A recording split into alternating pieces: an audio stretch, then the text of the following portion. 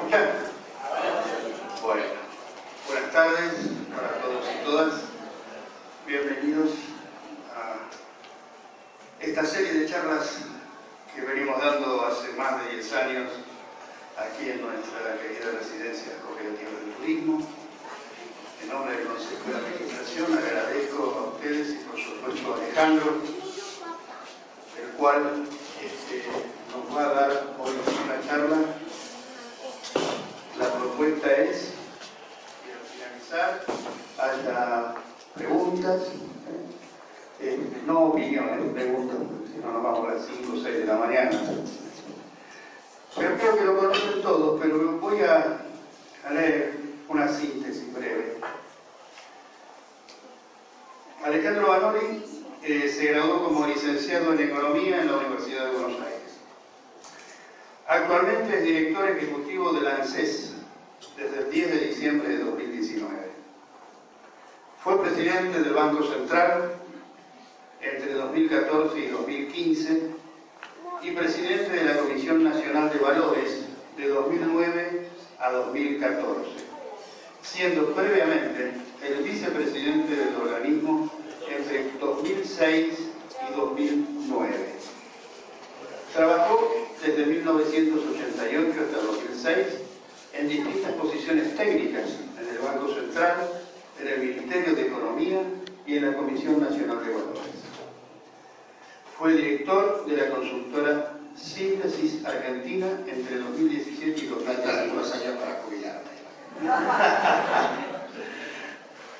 Fue profesor titular de Finanzas Internacionales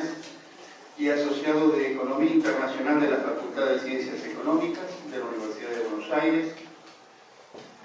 de 1990 a 2016 y profesor invitado del doctorado de Economía de la UNAM en México. Desempeñó actividades académicas por 30 años en la Universidad Austral. Con 30 años te puedes jubilar. Y en las Universidades Nacionales de Quilmes, General Sarmiento, Avellaneda, Moreno y Tucumán como profesor titular. Es autor de los libros Patria o Dólar, 2007, Globalización Financiera, 2001, y de publicaciones en revistas académicas en Argentina y en el exterior sobre temas financieros, negociación de la deuda y economía internacional. Nuevamente, gracias Alejandro, y te damos la palabra. Bueno, muchas gracias. La verdad que es un placer estar acá con ustedes. Es raro, ¿no? Estar medio compartiendo unas vacaciones, porque voy a confesar que estos 4 días me tomé vacaciones. Pero bueno, siempre es muy especial estar acá. Es la tercera vez que vengo a RCT y la verdad que la onda que se vive, la confraternidad entre todos, ¿no? La verdad me siento como en casa. Me he cruzado con muchos de ustedes, un saludo, alguna palabra, alguna conversación. Así que bueno, lo tomo quizá no como una charla, sino como una especie de conversación que tenemos con ustedes para reflexionar juntos sobre el momento, sobre lo que está pasando, sobre cómo arrancamos a partir del 10 de diciembre y qué cosas pueden partir. Un poco de lo que veo, de mi experiencia, de lo que estoy viviendo y bueno, realmente creo que es muy importante el ida y vuelta, la cercanía con la gente, con los compañeros, con la militancia, con los ciudadanos, ¿no? Para realmente no errar, ¿no? Creo que es una oportunidad histórica donde hay que hacer muy bien las cosas para que no nos vuelvan a pasar las cosas que nos pasaron y que muchos de ustedes, muchos argentinos, hemos sufrido en distinto grado, ¿no? En términos de empleo, en términos de precariedad, en términos de persecución, en fin, en el nivel que a cada uno le haya tocado, pero lo cierto y lo indubitable es que realmente fueron 4 años muy penosos y no quiero gastar mucho tiempo en describir la herencia porque la conocen, ¿no? La conocemos, sabíamos que el 10 de diciembre íbamos a encontrar un país arrasado, y arrasado fue y arrasado está, ¿no? Y un poco todo lo que podamos conversar, me parece que es importante verlo en perspectiva a esto, ¿no? Que realmente mucho de lo que se está haciendo,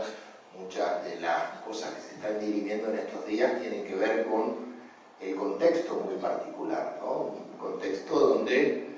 se encontró el país en default, un país prácticamente vaciado, al que solamente a partir de restricciones en las operaciones financieras y cambiarias que pusieron muy tardíamente y muy mal, se evitó una implosión total, pero que esa calma de superficie que se vivió de agosto en adelante, y que creo que mucho tuvo que ver también la prudencia de Alberto Fernández y de otros dirigentes que trataron de no caldear un clima de por sí muy difícil, ¿no? Clima de mucha gente que la estaba pasando mal, una situación económica complejísima, donde vivimos por primera vez desde principios de los años 90 la peor de las combinaciones que hay en economía, ¿no? Porque vivimos una inflación totalmente espiralizada,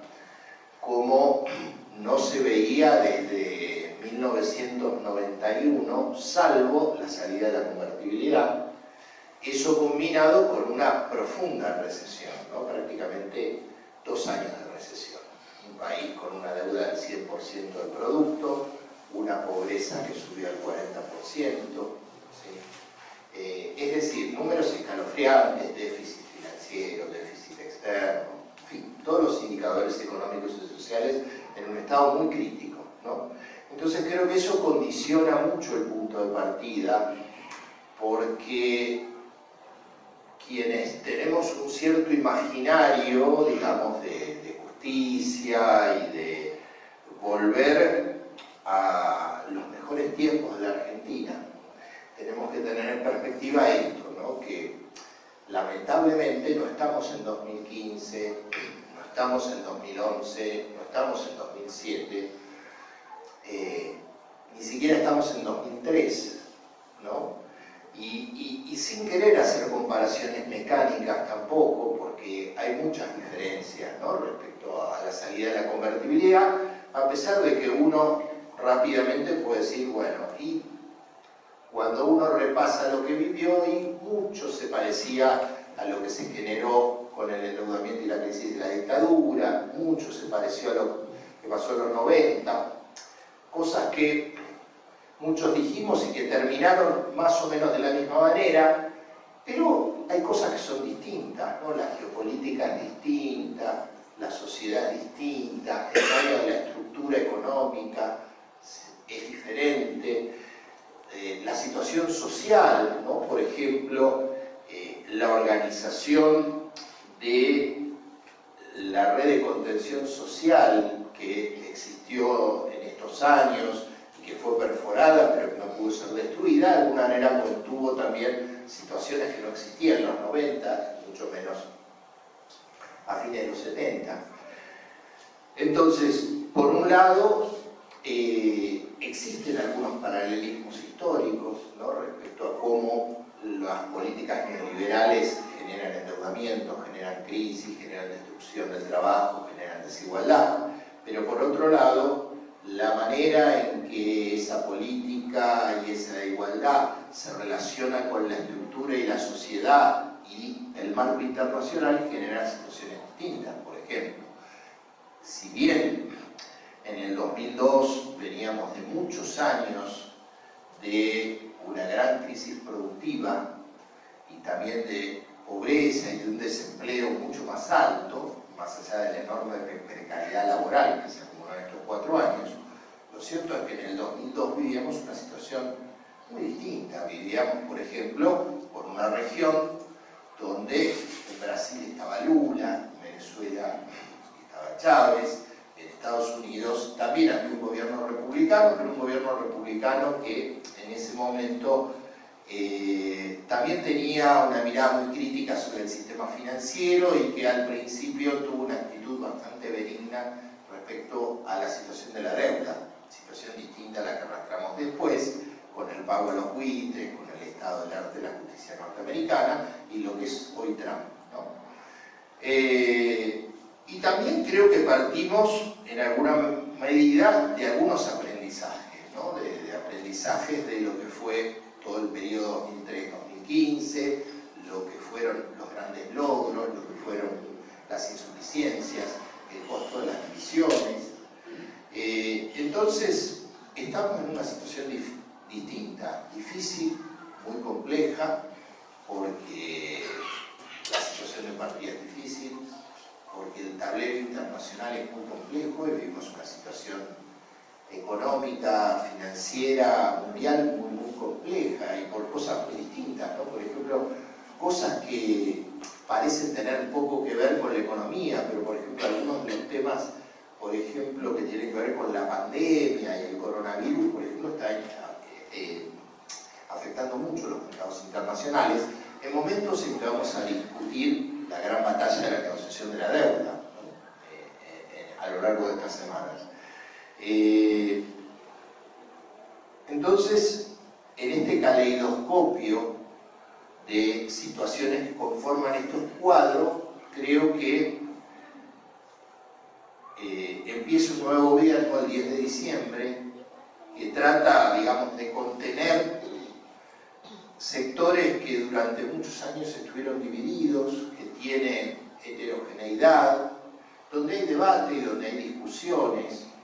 donde hay una fuerte conciencia de la importancia de la unidad en la diversidad, precisamente para no generar procesos regresivos, donde muchas veces hay contradicciones y también quizás cierta lentitud en arrancar algunas cosas, pero donde yo veo algunas fortalezas importantes, ¿no? Digo, desde los costos que significaron estos 4 años de gobierno de Macri, la importancia de acumular capital político para las batallas importantes y no generar desviacionismos o debilitamiento de las fuerzas, la necesidad de tener y conjugar, lograr estabilizar la economía y lograr tener cierto control sobre las variables claves del marco económico para encarar esa negociación de la deuda con la mayor fortaleza posible, ¿no? Por eso la apuesta está dada, yo diría, básicamente en 2 o 3 cuestiones fundamentales. En primer lugar, atacar las situaciones de la extrema pobreza, ¿no? En el sentido, la tarjeta alimentaria y la política de ingresos que se tomaron con la asignación por hijo, el bono a los jubilados, los aumentos de sumas fijas para que impacten más en quienes menos ganan. Creo que tiene que ver con eso, con ir reparando, digamos, las cuestiones más lacerantes que estamos viviendo. De manera insuficiente, porque todavía esa política de ingresos todavía no ha derramado, digamos, hacia los sectores medios de la forma que es necesario para poder reparar a mucha gente que perdió ingresos y perdió nivel de vida en estos años, y por otro lado para tener volumen en la capacidad de reconstruir la base económica, el aparato productivo, la capacidad de consumo de la sociedad. Más allá de que se ven algunos signos alentadores, pero todavía falta, y en ese sentido creo que es clave, o un poco la apuesta fundamental está dada en la renegociación de la deuda, en conseguir los 2 o 3 o 4 años, digamos 3 o 4 años de gracia, esto es, digamos, de no pago de la deuda, consensuado, digamos, con los acreedores, para tener precisamente el margen fiscal, y cuando digo el margen fiscal es la capacidad de poder estimular el consumo y de mejorar los ingresos sin aumentar un déficit que hoy no hay forma de financiarlo, ¿no? Porque no hay margen de endeudamiento, porque dejaron el país sobreendeudado, porque el país no tiene crédito, porque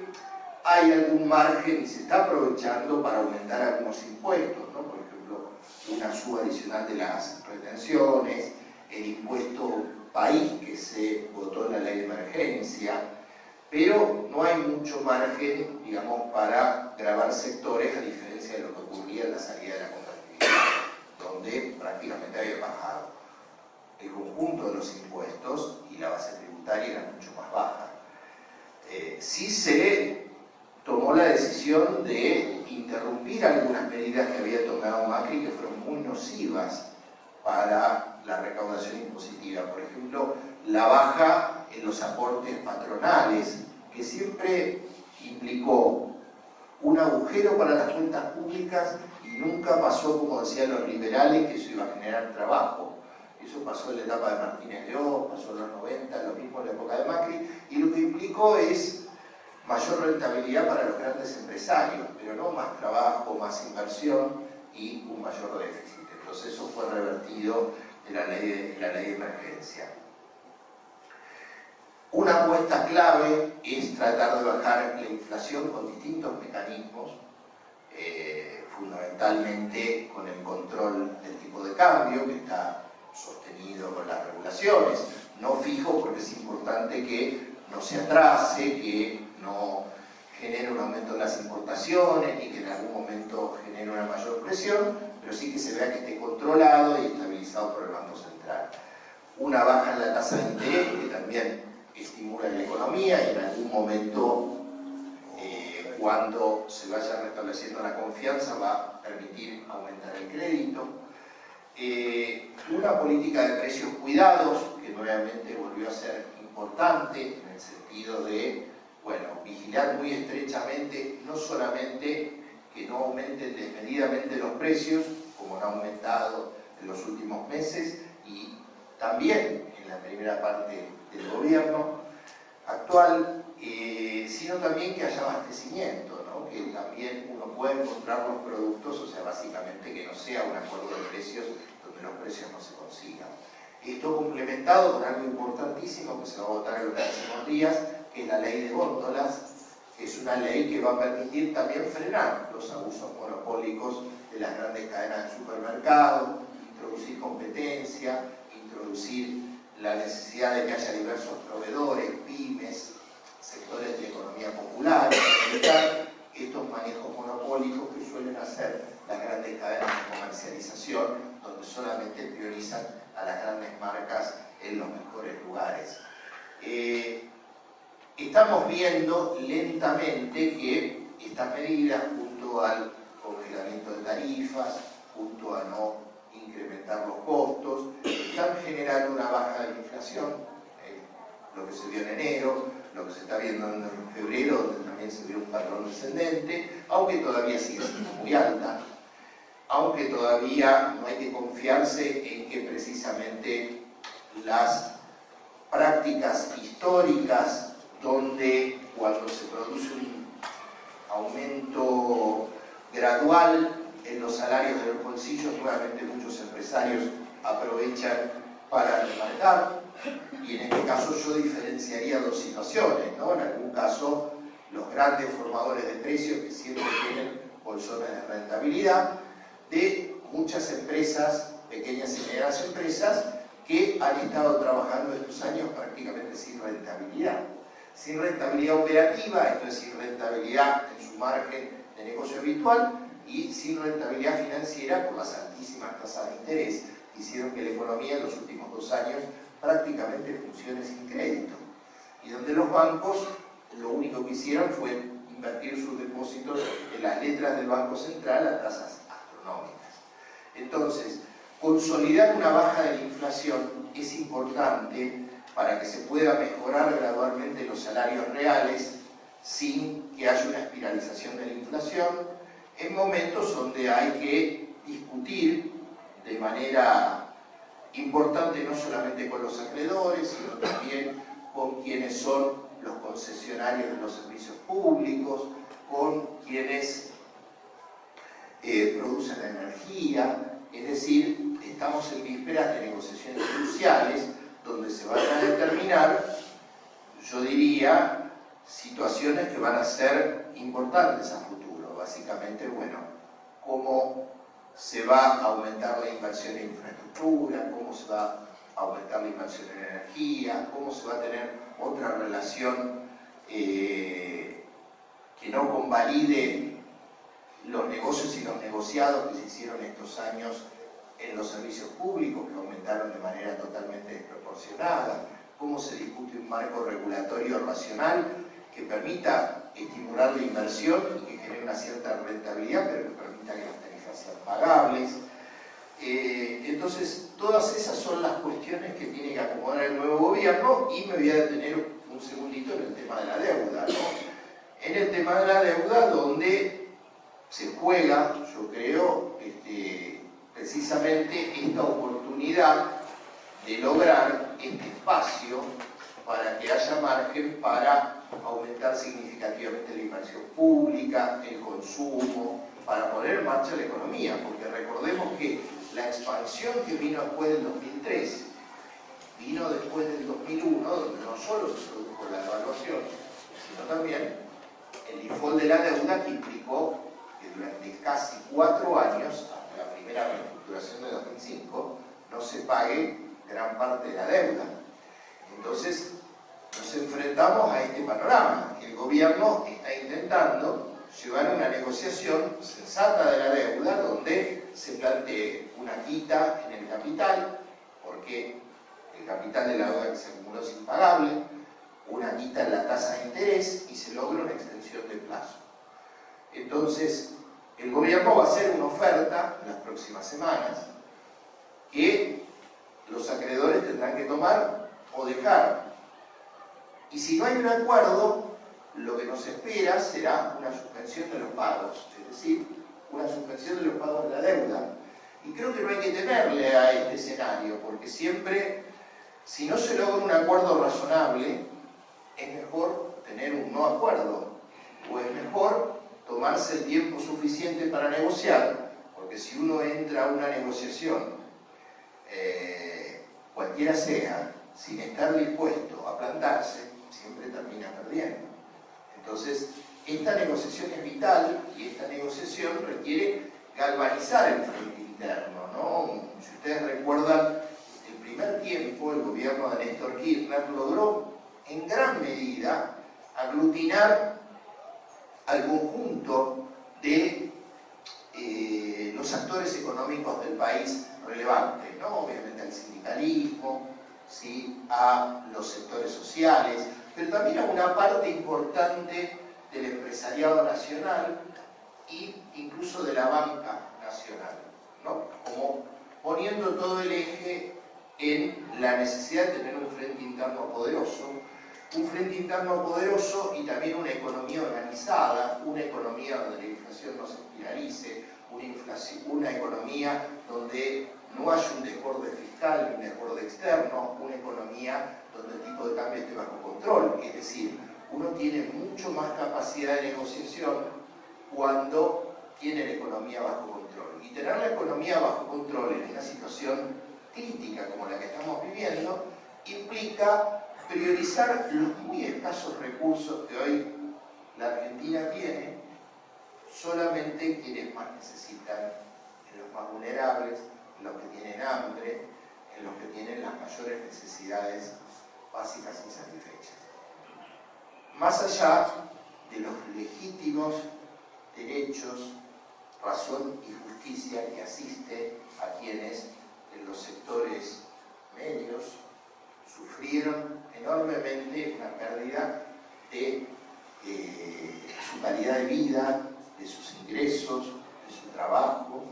y que realmente fueron años muy difíciles, incluso también para muchos comerciantes y para muchos empresarios. Entonces, desde esa perspectiva de la relación de fuerzas global, la real situación económica, la mirada estratégica que implica lograr negociar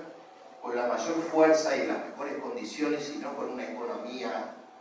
totalmente descontrolada, es que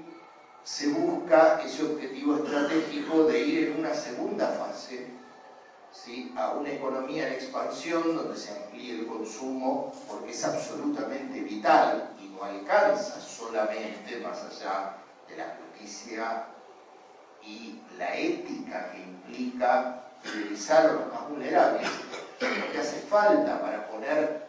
en marcha la rueda de toda la economía, que todo el conjunto de los sectores medios bajos y medios vuelvan a consumir, vuelvan a recuperar parte de los ingresos, recuperación que seguramente será gradual, y esto es más fácil hacerlo en un marco, como yo decía, de una economía que esté estabilizada, con una inflación que vaya descendiendo, que permita una baja en la tasa de interés, que logre aumentar el crédito, que no desborde, porque precisamente los intereses que quieren reconfigurar la Argentina, que no pudieron hacerlo con 4 años más de Macri, precisamente lo que querían era precisamente llevar a la Argentina a una situación de gran inestabilidad. En parte lo hicieron, pero no pudieron lograr un proyecto de 8 años que les permitiera hacer las reformas de fondo que querían hacer. Por ejemplo, privatizar el sistema previsional, por ejemplo, hacer una reforma laboral que quite derechos laborales y hacer toda una serie de reformas que reconfiguraran una Argentina como la que existía desde el peronismo y que implicó pérdidas de derechos que no pudimos recuperar en su totalidad después de esos 2 periodos neoliberales y ahora agreguemos un tercero. Entonces, todos esos sectores que quieren precisamente que haya inestabilidad, que haya inestabilidad cambiaria, que se desborde el déficit, que no haya una renegociación importante de la deuda, que se genere un brote inflacionario, que aumenten los precios, y también lo que tratan de hacer es de generar y sembrar el descontento, la división,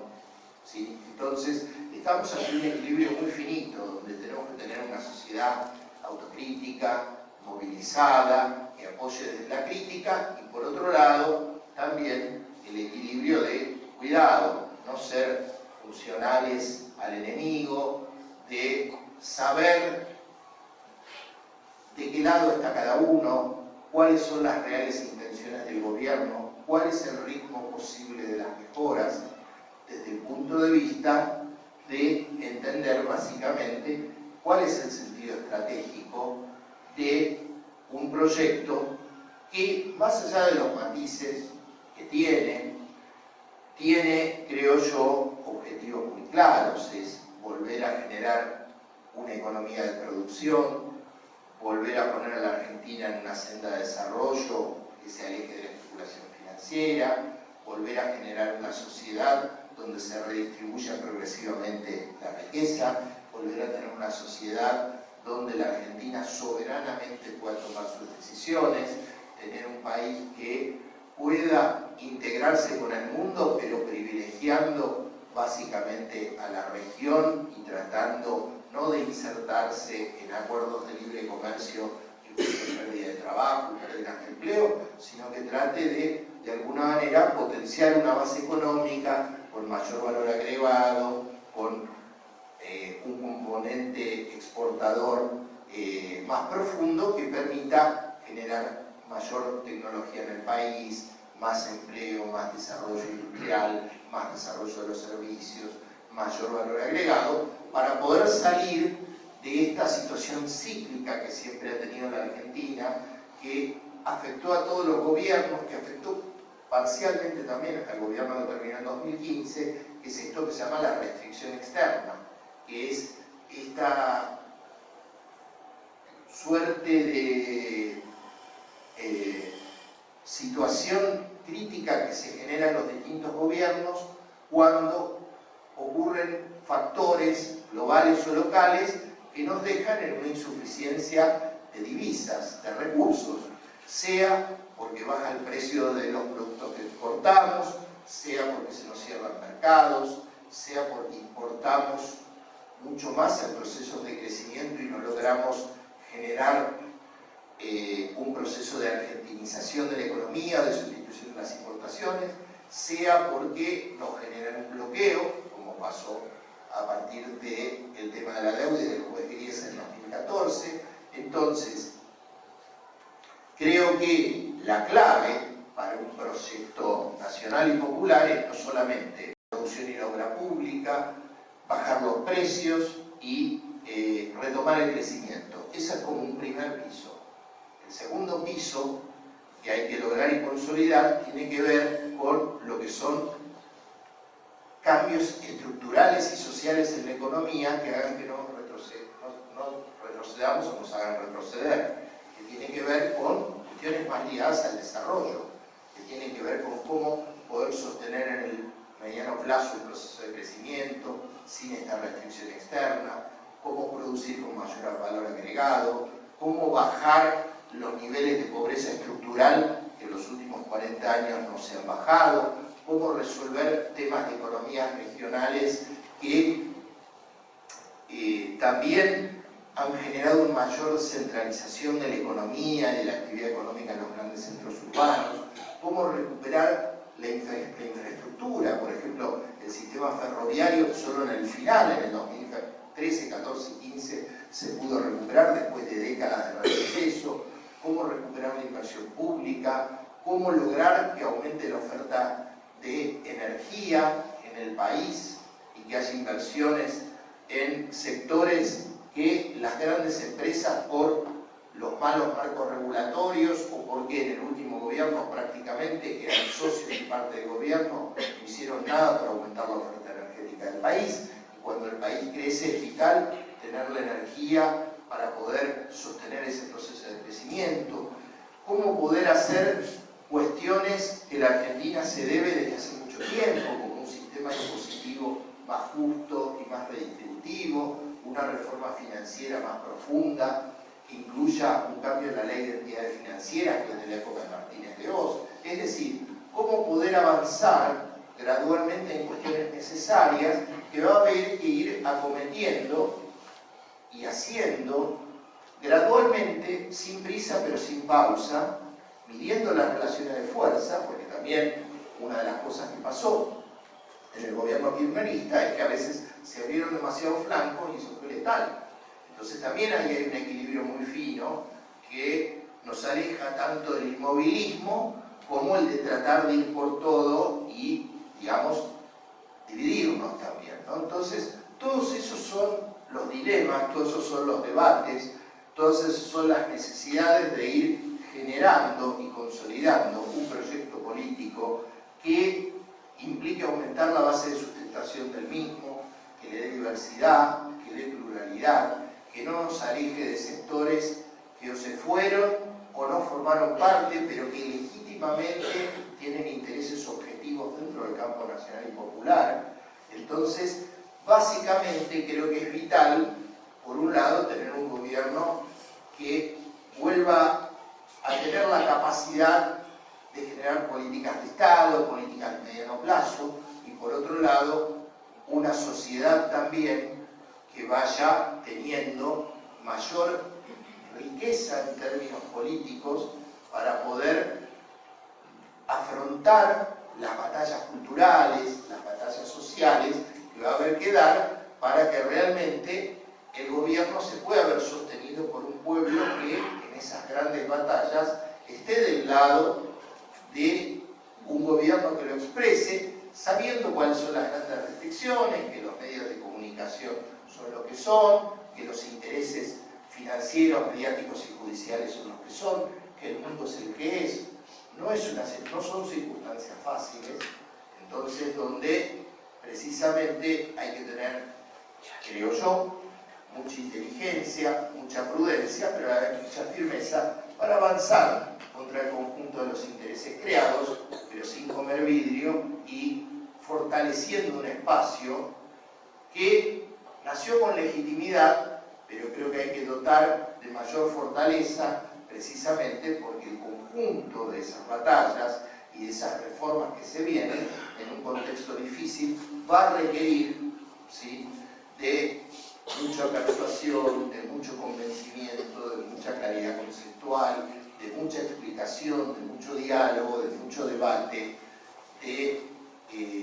poder dar en cada espacio las discusiones políticas necesarias de cuál es el rumbo que hay que adoptar para tener un país que sea más soberano, que sea más justo, que se desarrolle, y eso incluye, creo yo, precisamente poder trabajar no solamente dentro de lo que es nuestro espacio, sino también de tratar de convencer y ampliar, precisamente como yo decía antes, a aquellos sectores que por ahí nos votaron, por ahí no nos votaron, pero tienen que tener en esta circunstancia la capacidad y nosotros la necesidad de que no sean precisamente captados por quienes son los enemigos de todas estas reformas. Ello implica entonces las discusiones que se den en términos del campo y en términos de las retenciones, las discusiones impositivas, las discusiones que haya respecto a los regímenes jubilatorios, por ejemplo, ¿no? Por eso creo que es importante, por ejemplo, bueno, mañana empieza la discusión, que va a ser una discusión durísima, ¿no? Respecto a lo que es el régimen de las jubilaciones especiales, ¿no? Las jubilaciones del Poder Judicial y de los diplomáticos, ¿no? Donde nuevamente se está cometiendo situaciones que durante décadas no se pudo cambiar. Y entonces, donde es difícil, creo yo, explicarle a la gente como si quienes tienen una jubilación media baja o media, ¿sí?, tienen que hacer el esfuerzo y desde la perspectiva de esperar de que verdaderamente con la decisión que se adoptó, que es justa y que reivindico, le puedan ganar a la inflación, que es lo importante, que puedan estar mejor. Pero digo, ¿de qué manera se puede justificar precisamente la comprensión de estos sectores si hay sectores que son menos del 1% de los jubilados, con jubilaciones de 700.000 pesos, que sigan teniendo en este momento el privilegio del 82% móvil y la jubilación a los 60 años, cuando la mayoría de quienes tienen que jubilarse no pueden accederlo? Y es falaz pensar en decir, bueno, que eso sea para todos, porque que eso sea para todos hoy es imposible. Entonces, plantear eso es una actitud demagógica y es una mentira que tiende de alguna manera a generar esto que yo decía, esta confusión. Porque nuevamente me parece que tenemos que pensar que estamos dando esta discusión sobre las ruinas del país, sobre una economía devastada, sobre una economía que saquearon, sobre una economía endeudada. No estamos dando esta discusión sobre la economía del 2014-2015, donde nos dividíamos por el impuesto a las ganancias, y así no fue. Por errores del gobierno y también por parte de una sociedad que en gran parte quiso comprar los espejitos de colores que quiso comprar. Entonces, acá estamos, entonces, me parece, ante tiempos absolutamente decisivos, donde tenemos que tener precisamente una articulación muy cercana entre el pueblo y el gobierno, entre la ciudadanía y el Estado, precisamente para que el pueblo y todos nosotros podamos ser una fuerza que empuje, una fuerza que demande, que reclame, que exija que el gobierno cumpla lo que prometió, pero por otro lado que no olvide de dónde venimos, qué podemos ahora y básicamente cuáles son las contradicciones principales, quiénes son los adversarios históricos, quiénes son los intereses permanentes que tenemos que afrontar. Entonces, yo creo, para terminar y dar espacio a las preguntas y al debate, que más allá de, vuelvo a decir, por ahí esta sensación de que todavía no hemos desplegado todo, de que falta, de que todavía hacen falta más definiciones y de que falta más, soy optimista en la sabiduría dolorosa que acumuló el pueblo, que acumuló la dirigencia, porque realmente fueron 4 años durísimos que nos costaron muchísimo. Entonces, verdaderamente creo que hay condiciones para que esta vez actuemos distinto, para que esta vez seamos más sabios, para que esta vez podamos tener ese equilibrio entre el reclamo justo y la conciencia y la mirada de mediano plazo, y de que esta vez entonces podamos hacerlo distinto, ¿no? Realmente, vuelvo a decir, creo, ¿y qué es lo distinto? Es hacer lo que nos hizo antes, es corregir los errores, es volver a las mejores cosas de nuestra historia, es entender los contextos, es dar la batalla cultural, es hacer las reformas que no hicimos bien o que no hicimos. Tiene que ver entonces con, en estos estrechos y delgados límites que la realidad nos impone, en un mundo que no nos favorece, a no errar, porque si no, verdaderamente tenemos que decir que la Argentina no nos demanda. Gracias.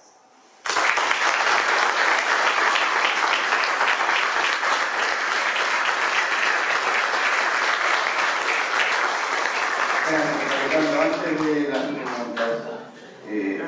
omití un comentario que digo siempre. Los que quieran compartir estos análisis que Alejandro ha hecho con sus familiares, amigos, vecinos, sepan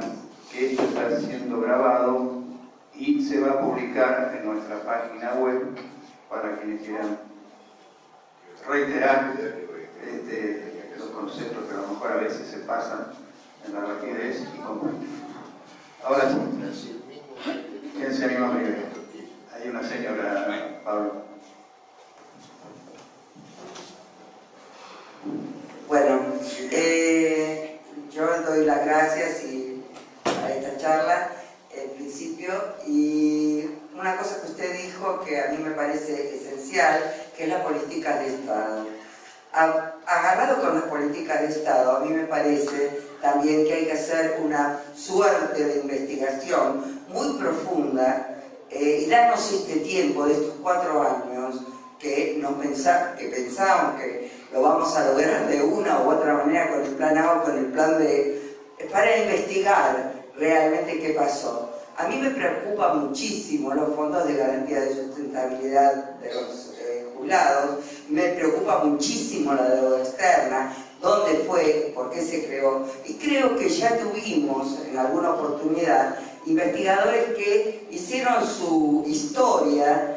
sobre los orígenes de las deudas. No vamos a cambiar el país si no damos respuestas a estas cosas, porque todos sospechamos qué se hizo y de dónde fue a parar, pero hay que darle con nombre y apellido. Y la otra cosa que quería mencionarle, es cierto que la contención social fue muy grande, que la crisis no explotó porque hubo una contención social en las bases muy importante, pero ahora, por ejemplo, yo participo en una organización de autoconvocado de jubilados y a nosotros nos gustaría participar en el ANSES local de Morón, en el cual yo participo, soy referente, para que escuchen la voz de los jubilados. ¿Sí? Aún no lo pudimos lograr. Y creo que eso que usted dijo, que el debate genuino, el escucharnos, el debatir, el sacar conclusiones, es lo que nos va a favorecer y que vamos a ir a buen puerto. Bueno, esto es nada más.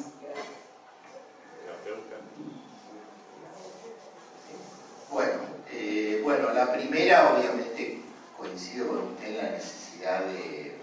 clarificar qué es lo que pasó, tanto desde el punto de vista de la memoria, sino también desde el punto de vista de la justicia, ¿no? En ese sentido puedo hablar de lo que es este fondo de garantía que se vio muy afectado, que empezamos hace un mes a hacer una auditoría integral sobre los 4 años. Ya hay algunas situaciones que están judicializadas, ¿no? Por operaciones hechas por quienes estaban a cargo del fondo, beneficio personal o de su familia, ¿no? Que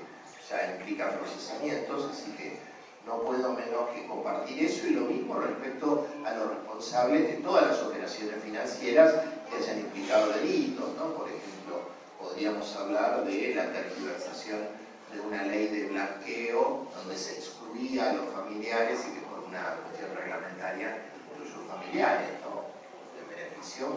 de quienes gobernan al país, por dar un ejemplo. Sí debo decir también, en honor a la verdad, de que respecto al tema de la deuda, y más allá de que haya que investigar también algunas maniobras de algunos funcionarios,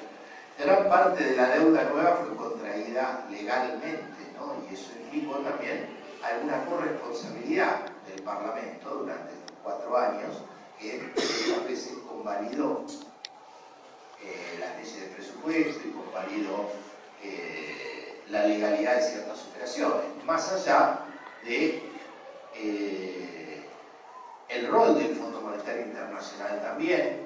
que violó sus estatutos para hacer un préstamo extraordinario, a pesar de que en sus propios dictámenes técnicos decía, como dice ahora oficialmente, pero en el informe estaba, que la deuda argentina no era sustentable, ¿sí? Pero a pesar de eso, y que a pesar de sus propios estatutos le impedían prestar a un país donde el dinero entraba por un lado para salir por el otro, y en el medio unos pocos ganaban mucho dinero, que evidentemente el fondo tiene una corresponsabilidad política que creo que lo hace en este caso de alguna manera tratar de favorecer que haya un acuerdo y tirándole la pelota y diciéndole a los acreedores privados, bueno, que tienen que aceptar una quita, porque el fondo nunca, el Fondo Monetario Internacional, nunca acepta una quita. Pero hay un detalle que hay que decirlo también en honor a esa misma verdad. Hay que decir que el fondo, todas las decisiones que toma el Fondo Monetario Internacional requieren una mayoría del 85% de los votos. Hay un país que se llama Estados Unidos que tiene el 16% de los votos. ¿Esto qué quiere decir? Que si todos los países del mundo están de acuerdo en una política, pero Estados Unidos no, tiene poder de veto para bloquear cualquier iniciativa que no tenga el respaldo de su país. Y respecto al tema, perdón, en la segunda parte de la pregunta, muy breve, nosotros estamos teniendo reuniones con centros de jubilados de todo el país y los estamos yendo a visitar también y hemos hecho algunas reuniones también en ANSES, así que después en todo caso, digamos, le doy algunos datos como para que tenga en cuenta y pueda participar. Gracias. Sí, pero yo me refería que los centros de jubilados lamentablemente fueron cooptados por el gobierno Macri y se dedicaron exclusivamente a lo que yo participo, también en el centro de jubilados, exclusivamente al turismo y a la recreación, no a la lucha realmente por las reivindicaciones de los jubilados. Esto es una realidad. Entonces, al reunirse solo con los centros de jubilados, nos vamos a encontrar con eso, que van a pedirle al ANSES o al PAMI las reivindicaciones propias de, bueno, los bailes, el turismo, y que eso no es lo que va a solucionar, ni es lo que el jubilado, porque no es pasivo, sino es activo, y somos muy activos, es lo que estamos necesitando. No, en muchos casos es así, pero mire, se va a sorprender. Yo he visto varios casos donde tienen una actitud absolutamente participativa y donde han hecho reclamos y lo siguen haciendo y donde incluso, por ejemplo, mañana hay una reunión de la Comisión Bicameral de Seguridad Social y Presupuesto en la Cámara de Diputados y va a haber 3 representantes del centro de jubilados que se van a expresar y van a dar su opinión respecto a la jubilación del privilegio, con lo cual, más allá de que en muchos casos esa situación que usted describe haya pasado y donde hay mucho que trabajar en los adultos mayores, sin embargo, hay quienes han tenido una actitud de reclamo, de lucha, como seguramente usted y mucha gente que reclama, y que quiere participar y quiere pasar, digamos, de la fase necesaria reivindicativa a la parte propositiva y de construcción que necesitamos. Alejandro, a los efectos de tener elementos en la charla con los compañeros jubilados, que están muchos muy enojados, de manera muy sucinta, ¿con qué fondo se creó el Fondo de Garantía Sustentable y para qué? La situación del 2015 y la situación de cómo fueron empleados esos fondos. Nada más. Bueno, gracias. Bueno, en realidad, el primer Fondo de Garantía de Sustentabilidad se creó en el año 2007, cuando todavía existían las AFJP, los fondos privados, porque mientras estuvo en vigencia la jubilación privada, entre el año 95 y el año 2007, por ahí que ustedes nos recuerden, había mucha gente que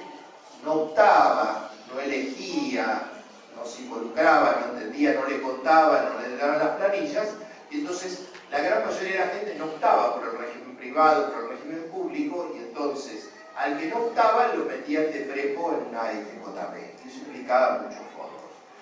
En el 2007 se hizo la primera reforma, que fue decir, bueno, todo aquel que no opta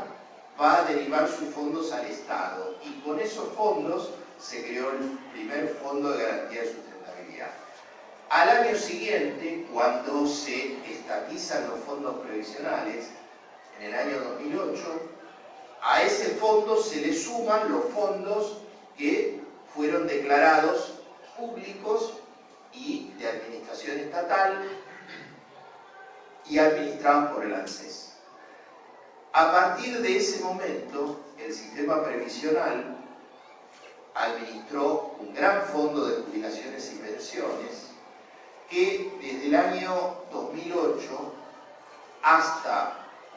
el año 2015 todos los años tuvo rentabilidad positiva. Para que usted tenga una idea, con el sistema privado prácticamente el 50% de los futuros jubilados no les iban a dar los aportes para tener una jubilación que no sea la mínima o no se iban a poder jubilar.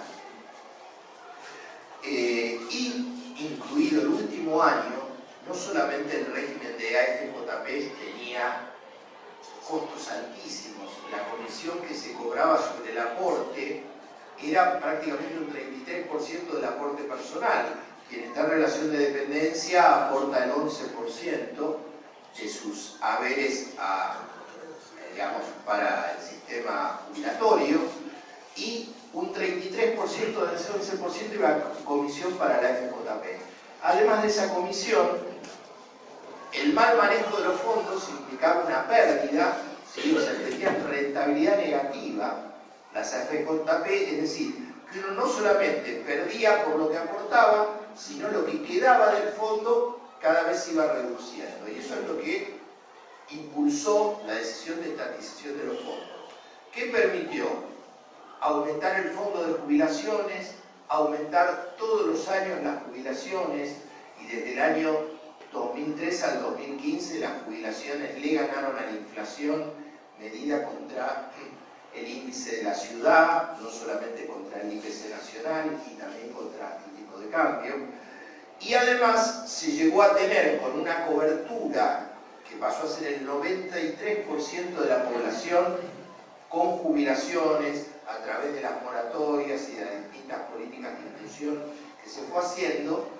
Se llegó a administrar un fondo de jubilaciones y pensiones que tenía 70.000 millones de dólares al 10 de diciembre de 2015, invertidos no solamente en bonos, en acciones, sino también en la economía real y en muchos programas que permitieron, ustedes lo conocen, la inclusión digital, Conectar a la Igualdad, Procrear, el programa de vivienda, Progresar, las becas para los estudiantes secundarios y muchos programas que fueron dejados de lado a partir del año 2015. Más allá de que esos programas fueron dejados de lado, más allá de que los jubilados perdieron un 24% contra la inflación en esos 4 años, el fondo de jubilaciones pasó de 70.000 millones de dólares a 24.000 millones de dólares al 10 de diciembre de 2019. Eso es lo que se perdió en términos del fondo de garantía, habiéndose también perdido, digamos, todas las mejoras que hubo en los saberes jubilatorios, y que en gran parte también se gastaron en lo que se dio a conocer como reparación histórica, que solamente representó muy pocos fondos para la mayoría y algún pago contado importante también para las jubilaciones más altas.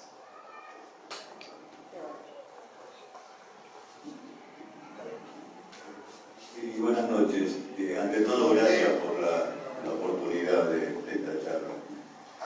No veía, gracias. Sí, bueno, consciente de salir de este desastre es un camino muy duro y muy trabajoso y hay que juntar muchas voluntades. Pero en todo proyecto que uno va a hacer, siempre estima tiempos teóricos como a poder ir sorteando ciertos pasos. ¿A qué me refiero con esto? ¿En qué momento estima, en qué tiempo puede llegar a tardar en volver un poco el crédito potable a la industria para poder empezar a moverse? Se lo digo como muchos de los acá presentes serán industriales o tendrán una pyme, ¿verdad? Entonces, las espaldas tienen tiempos. Entonces nos gustaría saber, o me gustaría saber si tiene alguna estimación teórica, aunque sea más o menos de qué lapsos se trataría para empezar a verse esa baja de intereses, que aparezcan esos créditos. Y otra segunda pregunta un poco más específica, que es referida al sector energía, que sabemos que es una de las fundamentales entradas que puede tener el país como para salir adelante de dólares, que es vaca muerta, y que está muy atada a las inversiones al precio del combustible.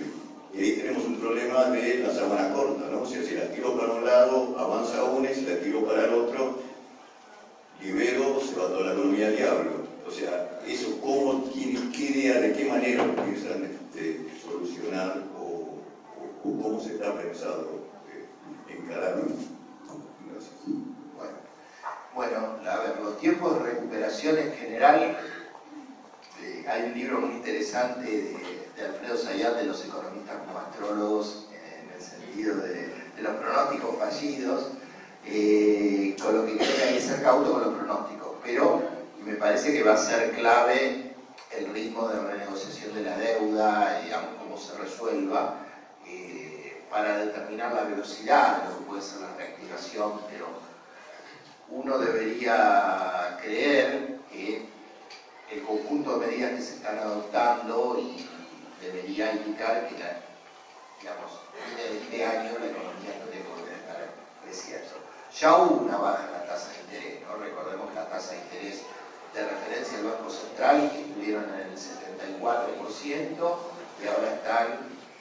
44%, bajaron 30 puntos. Es insuficiente todavía, digamos, y en la medida en que las expectativas de inflación bajen, va a poder bajar más, y es importante, vuelvo a decir, tener el dólar bajo control. Sí creo, y se han tomado algunas medidas la semana pasada con los límites a la financiamiento de tarjeta de crédito, entiendo que están por volver las líneas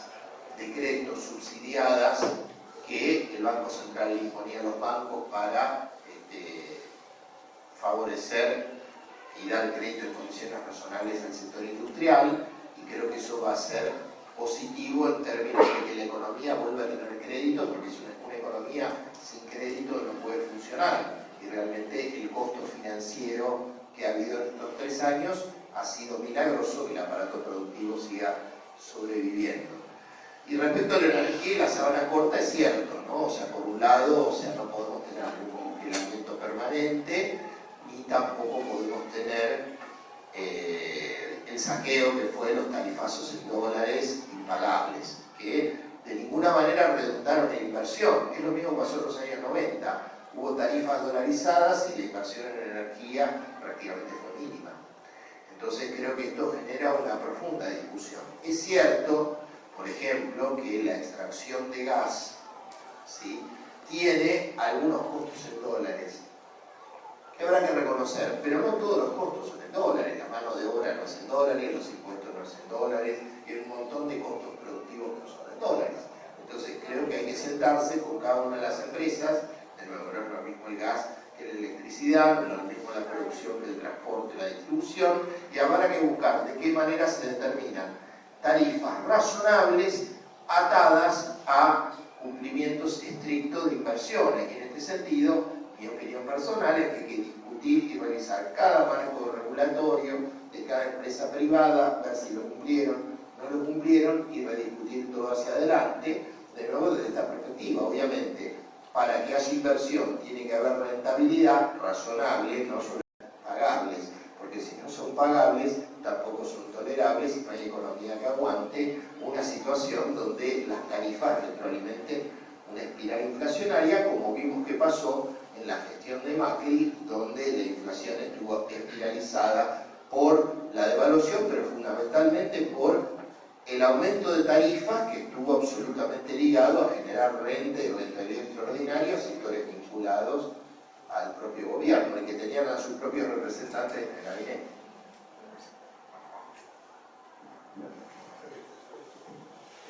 Buenas noches, Mariano, mi nombre. Quería consultar, en particular apelando a su experiencia anterior, en la gestión anterior, me refiero a un funcionario del Banco Central, si se puede establecer un parámetro o bien un número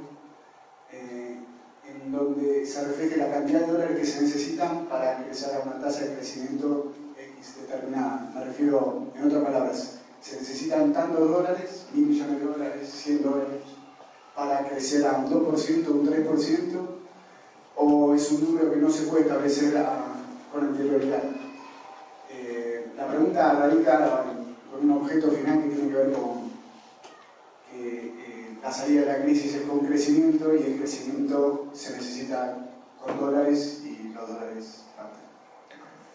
Bueno,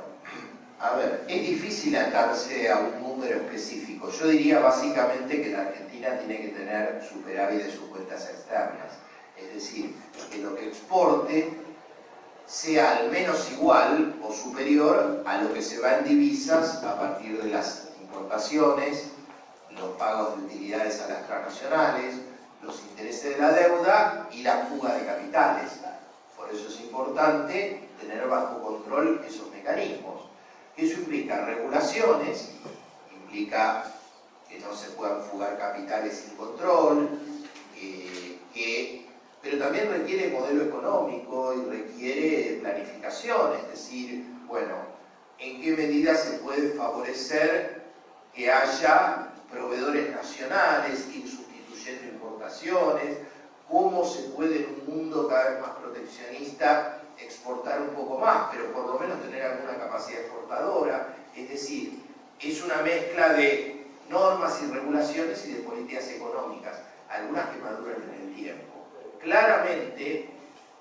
cuando la Argentina creyó, o determinados gobiernos supusieron que la forma de saldar este déficit de dólares era con endeudamiento,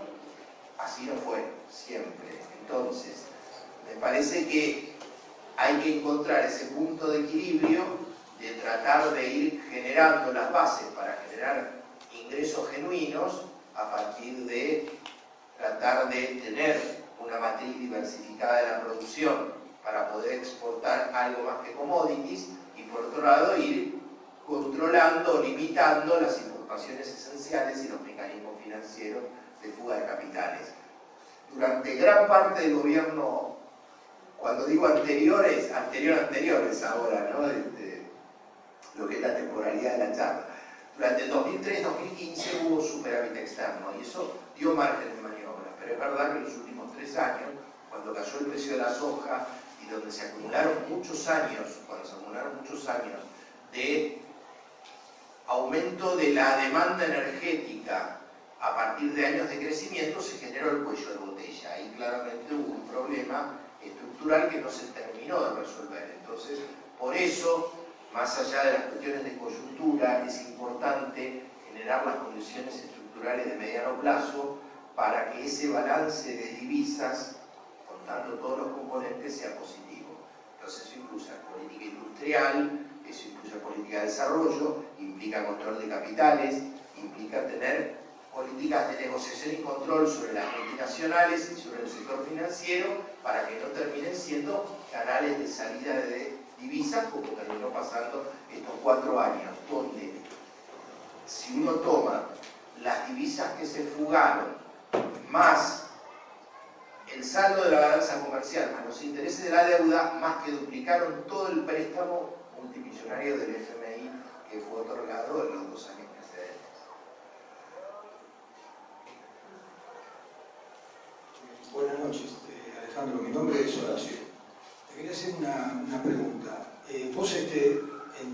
introducción desdramatizaste el tema de la posibilidad del default, que es también, bueno, lo escuchamos en las voces tanto de Alberto Fernández como del resto de los funcionarios de gobierno. ¿Podrías ahondar más en algunos detalles? ¿Qué significaría entrar en default? Apostamos a que sea lo mejor posible la salida esta con la negociación, pero como para saber, yo me imagino algunas cosas, pero quisiera tener alguna precisión, aunque sean trazos gruesos, qué significaría, cómo obtendríamos los dólares necesarios para no dejar de producir. Bueno, si nos podés dar algunos detalles más. Bueno, a ver, es una situación no deseada, ¿no? Yo quiero aclararlo que no es la primera opción. Yo lo puse como una opción en el sentido de si los acreedores no aceptan una quita o un estiramiento de los pagos que haga que el país siga siendo insustentable, dicho por el propio Fondo Monetario Internacional ya, entonces es como un segundo mejor, es como una alternativa. Por supuesto que no es gratis, porque evidentemente eso implica toda una serie de complicaciones, por ejemplo, restricciones al financiamiento del comercio exterior, por ejemplo, juicios que se van acumulando, intentos de embargos, que tampoco fueron tan dramáticos. Es decir, si uno ve lo que ocurrió entre el 2002 y el 2005, no hubo ninguna catástrofe particular, ¿no? Obviamente hubo complicaciones, era una situación crítica y dramática, pero creo que lo más dramático tiene que ver cuando uno toma decisiones que por el costo de seguir pagando la deuda o de generar una mala negociación se termina generando una situación muy compleja para el país. Por ejemplo, el megacanje de la Rúa, o por ejemplo, el bono a 100 años, el bono perpetuo de Macri, ¿sí? O la bola de las LELIQs. Es decir, muchas veces no hay caminos fáciles y todas las opciones implican riesgos e implican costos. Lo que van a tener que calibrar quienes negocian y tienen que tomar la decisión es si la alternativa a ser planteada es peor o no que una situación que seguramente va a ser de estrés. Pero bueno, si se tiene la economía bajo control, si hay un buen control de capitales, si se tiene una política de ingresos que permita sostener el consumo interno, seguramente va a haber complicaciones con algunas importaciones, va a haber complicaciones con algunas operaciones con el exterior, pero yo le temo más a las complicaciones que puede haber en un mal acuerdo que nos lleve a una situación de inestabilidad o de hambre o de crisis sociales, como ocurrió en el 2001, producto de un desmanejo de la deuda, que a una situación de enfrentamiento donde la mayor parte de los inconvenientes creo que tienen más que ver con situaciones que son administrables y que tienen más que ver con el ruido mediático producto de la influencia decisiva que tienen en gran parte de la opinión pública informada este tipo de cuestiones, ¿no? Por ejemplo, me voy por un minuto a la cuestión jubilatoria, ¿no? O sea, el tema dominante para los medios hegemónicos tuvo que ver con qué pasaba con el 25% de los jubilados, no con el 75% que no tienen voz, no con los que cobran la asignación universal por hijo que no tienen voz en los medios. O sea, básicamente el discurso siempre va dirigido precisamente a ciertos sectores a los que tratan de atraer para aislarlos, digamos, del resto de la base popular que tiene un gobierno que toma medidas populares. Entonces digo, seguramente complicaciones e inestabilidad, pero de nuevo, creo que las consecuencias sistémicas de largo plazo de un mal arreglo son irreversibles y que hay que estar dispuesto a sufrir turbulencia de corto plazo para una negociación dura, porque precisamente del otro lado todas esas amenazas, todas esas prácticas forman parte de una estrategia de negociación para debilitar al que está del otro lado. Pero vuelvo de nuevo con un ejemplo práctico y concreto, ¿no? Nosotros vivimos incluso en un momento complejo como fue 2014 y 2015, también con el embargo, donde trataban de embargar la fragata Libertad, las cuentas de las embajadas, y no pasó nada, no pasó absolutamente nada grave. ¿Que es deseable llegar a esa situación? No es deseable, pero si no hay una actitud razonable de los acreedores, que yo creo que la va a haber, o sea, creo que en todo caso puede ser una discusión de algunos meses, pero en este sentido, está tan embarrado el Fondo Monetario con lo que hizo. Y por otro lado también, los acreedores convencidos, porque también esto es importante tenerlo en cuenta. Afortunadamente, a diferencia de lo ocurrido con la situación de la primera década del siglo XXI, cuando la Argentina entra en default en el 2001, entran muchos fondos buitres en los títulos. A los precios a los que llegó Macri, en la gestión de Macri, que se desplomaron, los fondos buitres no entraron predominantemente en la deuda, con lo cual eso cualitativamente es muy importante, porque en la negociación, y bueno, quien no tiene una intención de litigar, quien es un inversor especulador, y lo que busca es, ya asumió gran parte de esta pérdida. Y si hoy los títulos van en el 40% de su valor, tienen que aceptar una quita, ejemplo, del 30%, ¿sí? Sus tenencias van a valer el 70% y van a mejorar. Entonces, básicamente, quien esté del otro lado también determina la actitud que va a tener en una negociación. Muchos van a decir, bueno, asumo una pérdida que en realidad ya tuve con la oportunidad de que si al país le va bien, especulativamente mi situación mejore. Si los precios hubieran caído más, si hubieran entrado los fondos buitres que van a litigar necesariamente, ahí hubiera sido más complicado, porque ya vimos que tienen espaldas, tienen tiempo y tienen la jurisprudencia norteamericana a su favor para esperar lo que sea necesario para no negociar. Entiendo también, en este sentido, más allá de algunos gestos o actitudes que puedan no ser las que más les gustan, que algunas iniciativas geopolíticas del gobierno nacional también están ayudando a tener un marco donde en esa negociación quienes tienen peso en las decisiones del FMI, y un ejemplo claro, de alguna manera no van a inclinar la cancha en contra,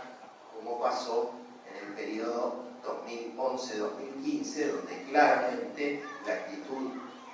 digamos, de Estados Unidos y de ciertos lobbies financieros fue decisiva para que no se llegue a una solución negociada, cuando el 93% había aceptado un arreglo justo y sustentable, un 7% tuvo la capacidad de lobby para evitar una solución negociada que era la más lógica.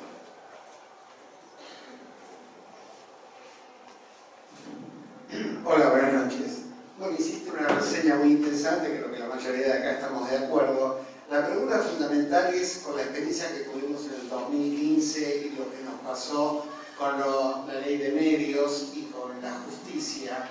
yo pienso de que, me gustaría saber, mejor dicho, qué es lo que vos pensás, cómo se puede manejar en un futuro a dos grupos de poder que evidentemente ya en 60 días están demostrando lo que pueden. Ya lo están, se los está diciendo para que ustedes, creo que lo puedan entender, creo que lo entienden, los vemos muy capaces y estamos muy de acuerdo con ustedes, pero decimos, ¿cómo podemos parar este crecimiento de esta fuerza tan virulenta que debe tener todos estos medios, esta justicia que está como asociada y pertenecen a un solo bando? Que nosotros sentimos desde el pueblo que sí, debe haber jueces buenos, no lo vemos. Sí, debe haber otro tipo, o sea, no todos son iguales. Yo entiendo, pero la mayoría es desigual. De ese grupo que no pertenecen, que supongamos que están dentro del 40% de los votantes que no están de acuerdo con esto, o que discrepan con esto. Y irradian un odio, irradian una fuerza, que realmente uno que está firme en este proceso empieza a dudar. Son débiles. ¿Qué me pasa? ¿No se dan cuenta que si no hay una modificación acá adentro nos van a devorar? Porque van socavando de una manera tan lenta, pero tan potente, que realmente vos notás que hay gente que está convencido de este programa y de esta idea, pero igual dicen, che, pero son blandos. Epa, ahora empiezan con la bola de que Fernández es un socialdemócrata y con eso ya lo descalifican, como descalificaron la palabra populismo, que le hicieron mierda, porque le hicieron, es una cosa de loco. O sea, luchar por las mayorías, o para que estén bien, o que no se mueran de hambre, o que el jubilado tenga una jubilación digna después de haber laburado toda la vida que esto que lo otro. Es como, hay que decirlo constantemente para reivindicarlo, porque la gente como que no lo termina de entender, porque esos grupos mediáticos siguen penetrando. Tanto es así que en nuestro gobierno, con la ley de medios, no la pudieron implementar y le ganaron, porque ganaron. Evidentemente se quedaron y tomaron ahora 100% más de fuerza. Y uno que está despedido dice, pero nadie puede impedir esto. Yo entiendo que es difícil, yo entiendo Trump, uno entiende toda la geopolítica, pero realmente pensar, vamos a querer mejorar un poco, pero ¿hasta dónde vamos a llegar o hasta dónde nos van a dejar? No sé si... Sí. Bueno, es una pregunta abierta, ¿no? Digo de respuesta abierta, ¿hasta dónde vamos a llegar? Yo separaría, me parece, a ver, el tema judicial es un tema muy complejo. Creo que es un tema que el presidente conoce bien y que tiene plena conciencia de la necesidad de hacer una reforma judicial profunda en el sistema judicial, en los procedimientos, y que bueno, va a ser parte de un proyecto de ley que se va a discutir en el Congreso y que implica una necesidad profunda y particularmente también dentro de un tema donde yo opino como ciudadano, opino porque no hay mi especialidad, que tiene que ver, o que de alguna manera conozco desde haberlo vivido desde otro lugar, esta convivencia promiscua de los servicios de inteligencia desbordados y los tribunales federales. Esto es algo que no puede seguir, que es un chantaje a la política, es un chantaje a la democracia y que hay que cortarlo de cuajo. Creo que ahí no hay forma de no abordar el tema, ¿no? Porque de nuevo hace a cuestiones esenciales donde la juridicidad de estos 4 años prácticamente, bueno, los procedimientos que se adoptaron, las arbitrariedades han tenido un costo altísimo. Y esto es algo que no se acometió, que comenzó en los años 90 y que hay que abordar definitivamente, y creo que el gobierno lo va a adoptar. Respecto a los medios de comunicación, bueno, creo que también es una cuestión a tenerse en cuenta, que hay que tener una buena política de medios y una política inteligente, sabiendo claramente quién es quién, de dónde y dónde está parado cada uno, y que exige, me parece, de nuevo, no irse a los extremos, ¿no? Ni ignorar estas cuestiones, ni ser naif, ni subestimar el rol que tienen los medios, y también aprovechar la experiencia del otro lado que hubo hasta 2015, en el sentido de que hace falta tener una política donde haya una estrategia comunicacional, donde haya presencia en todos los medios y donde se trate de amplificar y fortalecer las voces independientes, los otros medios, y con una política también donde se tenga mucha sabiduría en el manejo de los medios oficiales también, ¿no? Para que de alguna manera los medios públicos sean medios que sean capaces de atraer no solamente a los más convencidos, ¿no? Me parece que la batalla comunicacional es precisamente no solo, más allá de la importancia y el cariño que tiene hablarnos entre nosotros mismos, creo que precisamente la batalla que implica precisamente saber quién es quién, dónde está parado y medir las relaciones de fuerza en todo momento y ver qué reformas se pueden dar, tiene que ver precisamente con entender esa lógica de los medios, entender el rol que los medios de comunicación tienen y poder diferenciar. Y esto yo creo que vale para todo, vale para el campo, vale para el sector financiero, vale para los medios. Creo que el peor error que se puede hacer es unificar del otro lado a todos, ¿no? Creo que hay que tener precisamente una política de diálogo, de contención, de negociación, que a veces implica firmeza, que a veces implica consensos, en el sentido de precisamente evitar poner a todos en contra, ¿no? O sea, básicamente creo que el campo, ¿no? Qué distinto hubiera sido si las retenciones segmentadas que se hicieron a partir del 2014 se hubieran hecho en 2008, ¿no? Entonces, de nuevo, ¿no? O sea, sabiendo que los medios y todos responden a intereses específicos que no van a cambiar, me parece que de nuevo hay que saber encontrar esa diagonal entre la coexistencia, la negociación y saber que hay intereses contradictorios que hay que administrar, ¿no? O sea, creo que las relaciones de fuerza dan para eso y para usar todos los límites que sea posible dentro del estado del arte. Ahora, una pregunta más. En algún momento de la charla, me pareció que hablabas que para un crecimiento necesario era conveniente que hubiera un superávit. No entendí bien, y hay diferencias si fiscal o comercial. En todo caso, la pregunta sería sobre qué sectores de la economía recaería fundamentalmente la colaboración para este superávit. Bueno, la pregunta tenía que ver con la cantidad de divisas, o sea, tenía que ver con el superávit externo, tenía que ver con el superávit de balanza comercial para evitar quedarse sin divisas y que eso genere presiones cambiarias. Pero también me refería en otro lado, y por ahí para clarificar y abundar, que es importante no profundizar el desequilibrio fiscal, porque en este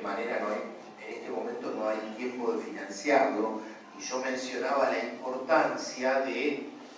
tener una economía que no sea inestable, que no aumente la inflación y que no nos genere una situación donde haya más pérdida del salario real y donde entremos en una negociación con la deuda debilitados. En ese contexto, yo creo que hoy por hoy solo ese esfuerzo fiscal puede ser afrontado por los que más tienen, por los que más han ganado en los años precedentes, por los que tienen mayores rentas. Por ejemplo, en la ley de emergencia, yo hablé del impuesto país en un momento de su impuesto, que se hizo a las operaciones en moneda extranjera, que va para recaudar y financiar al PAMI, que está desfinanciado, y al ANSES, y que se bajaron, mejor dicho, se suspendió la baja de aportes que había hecho Macri, y que, expliqué, implicaba mayores ganancias y no implicaba aumento en el empleo, no implicaba que eso implicara mayores inversiones. Entonces creo que hay un conjunto de medidas impositivas que va a haber que seguir tomando, que solamente pueden implicar gravar más a los que tienen más riqueza, a los que tienen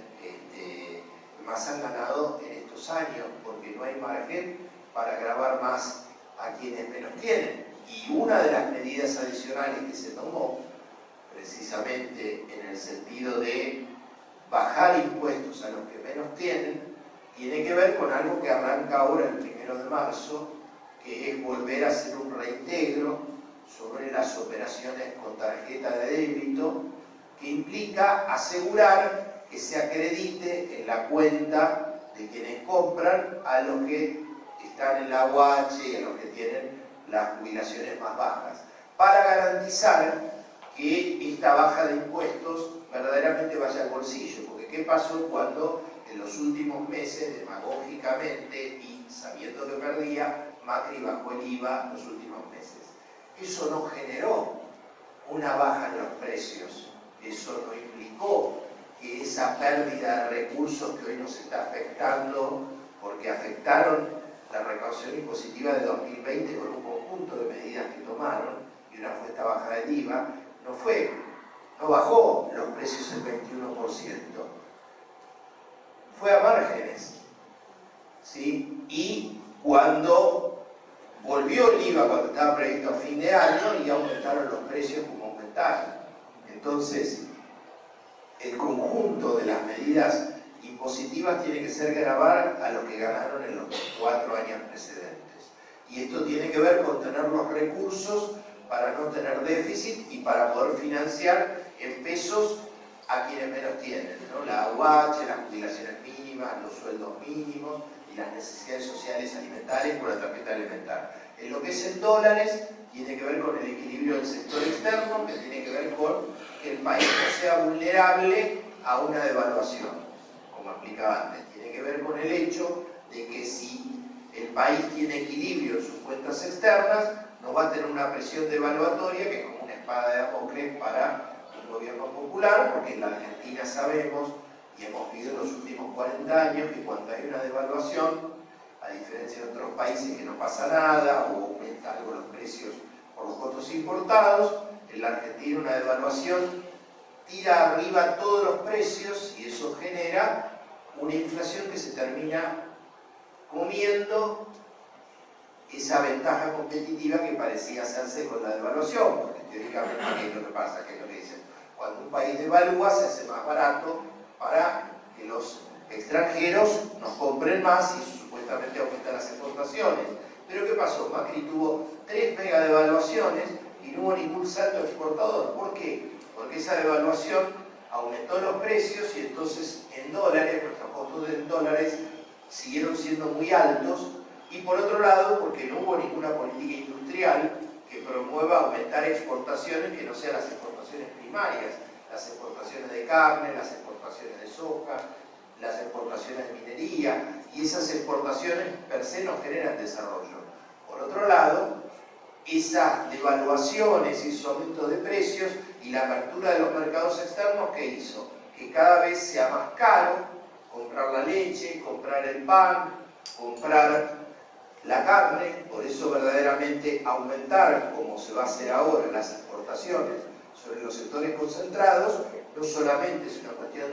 de distribución del ingreso, de tener recursos fiscales para poder afrontar con dólares y con pesos las necesidades que hablamos, sino también es una manera de que no haya abusos en los precios, porque si pueden exportar libremente con un dólar más alto, van a fomentar una devaluación y van a aumentar los precios internos porque saben que van a poder vender en el exterior a precios mayores. Por eso ese es el sentido y la necesidad de tener el equilibrio externo, pero también el equilibrio fiscal. Si ustedes recuerdan, el año 2003, con esto termino,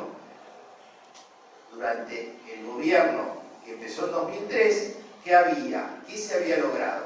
Superávit fiscal a partir del aumento de retenciones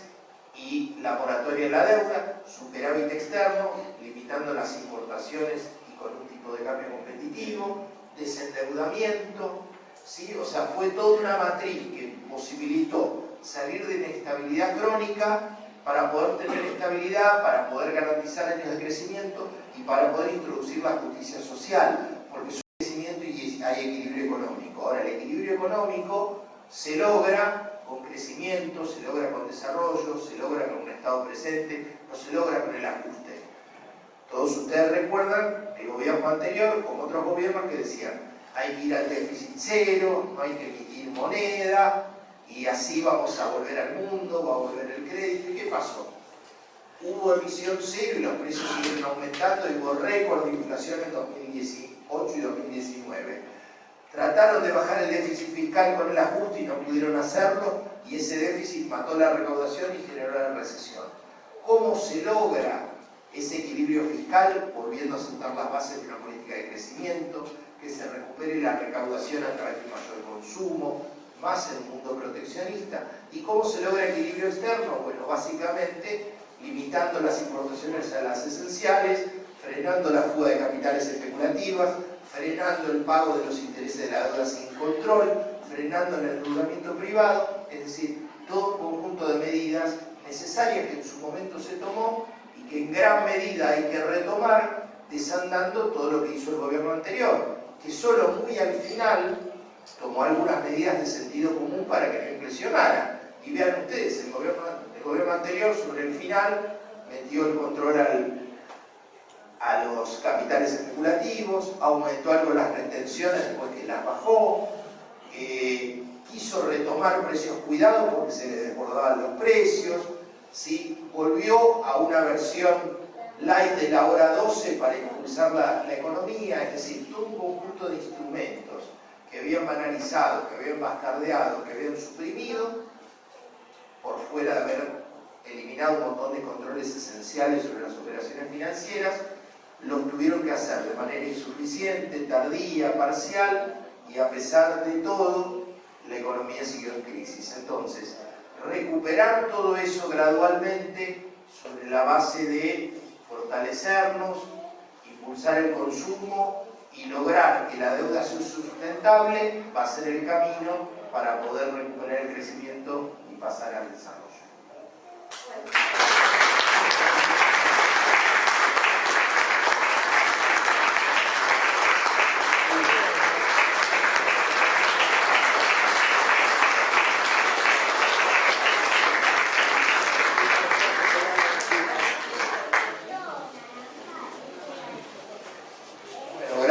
Gracias por la participación, gracias por el debate, por las opiniones, por venir, por apoyar, por estar, por debatir, realmente gracias por haber resistido